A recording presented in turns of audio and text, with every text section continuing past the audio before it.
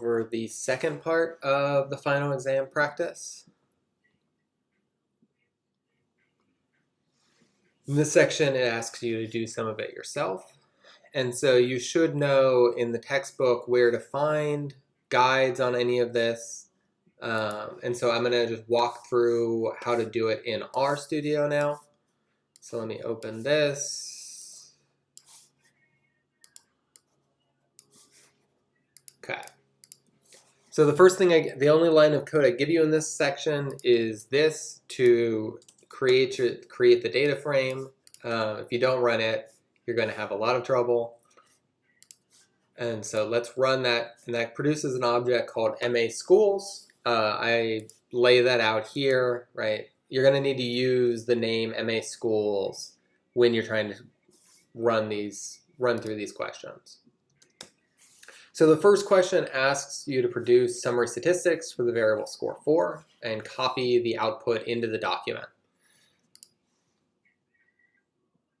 To produce summary statistics, we want to use the command summary, and we'll want to identify the data we want to use. So MA Schools, and I'm going to ask you to do it for score 4. And so summary, MA Schools, score 4. I'm not worried, you don't need to copy in the line of code. If you have the output, I can trust that you've entered it correctly. And so this is what I'm looking for. This output, the summary statistics for score 4. I then ask you what the highest score on the 4th grade test is in the data. And that will, of course, be the max. And so 740.0. Okay.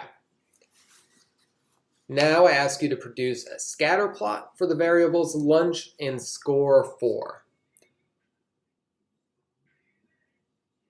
And I tell you, so this isn't even really a question. So copy, these two should probably be together, but copy that graph into the document and you can choose whether to change the output. So this is asking you to just produce the basic output of that graph.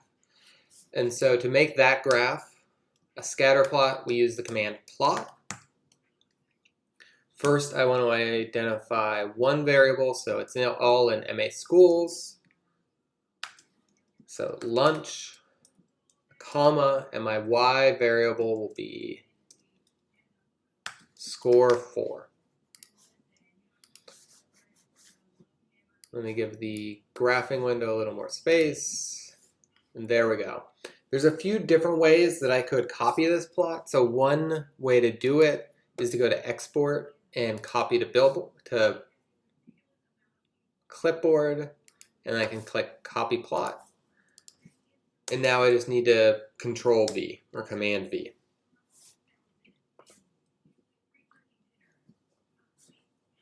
I can also, if I want, I can clip it. So if I use Command Shift 4 on a Mac, I can create sort of a clip of the window, and I can take that and put that in there.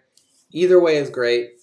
However you want to get that graph out of R into the Word document, it'll be perfect.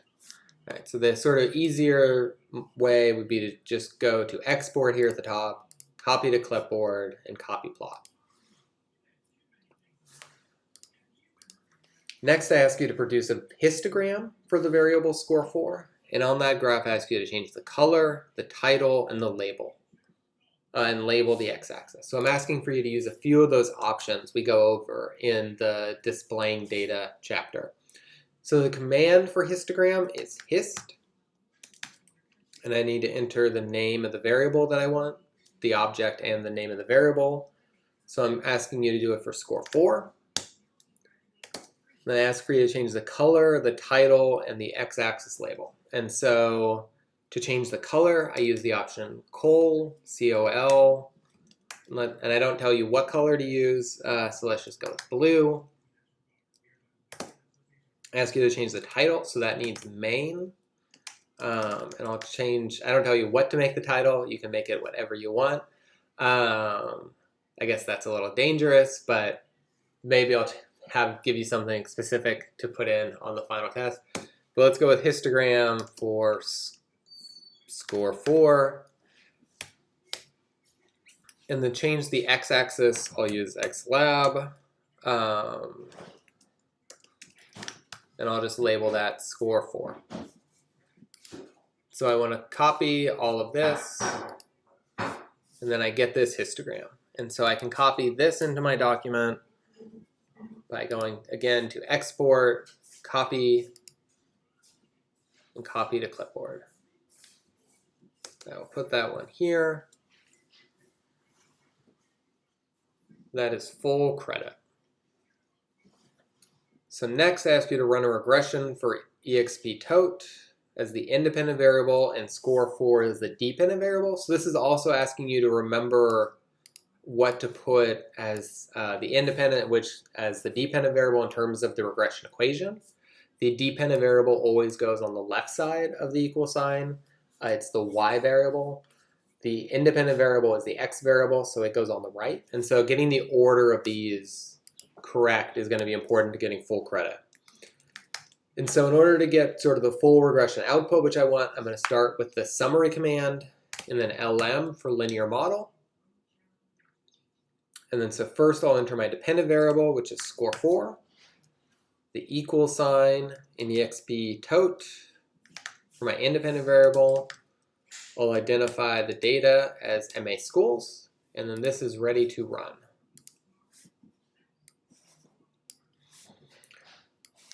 So I just want you to copy this output and put it into the document.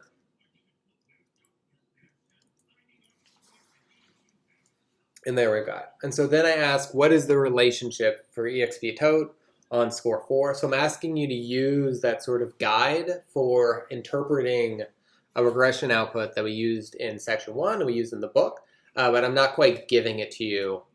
And so I'm asking you to sort of go back and find it and write it in your own words or sort of to apply it yourself. So what is the relationship here? So for each 1 unit change in exp_tote, we observe a... It's important to remember the scientific notation here. And so what we observe, and I go over scientific notation in the chapter on regression.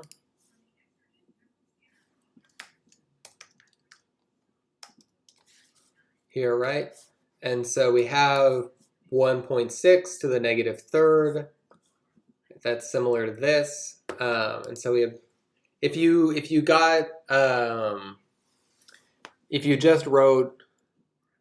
just copy this, right, you'll get full credit. I'm not going to ding you for missing the scientific notation. I should have checked that before writing this question. But the sort of correct would be 0.001687. And is that an increase or a decrease? It's an increase because it's positive. In score 4, is that change significant? No. The p-value is above 0.1. There's no stars. It is insignificant.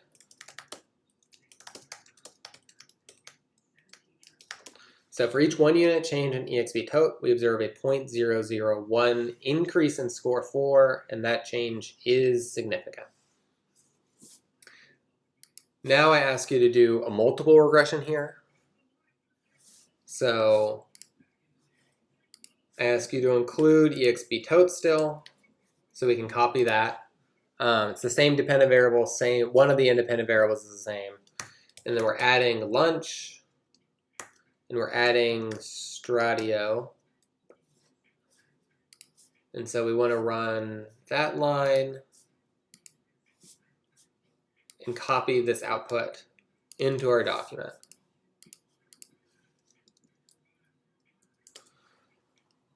The first thing I ask you to interpret about it is which independent variable has the most significant effect.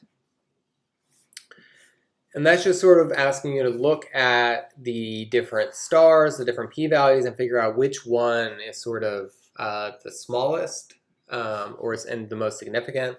Lunch here has 3 stars. It's more significant than exp_tote or Stratio.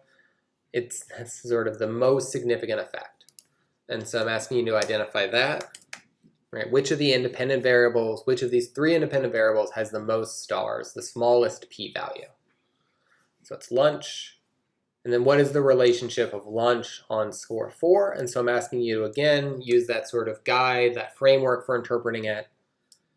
For each 1 unit change in lunch, we observe a 0.78876 decrease, right? It's a negative effect. We observe a 0.787 decrease in score 4 when holding XP tote and student, so Stradio is student-teacher ratio. When holding XP tote and Stradio constant, and that change is significant.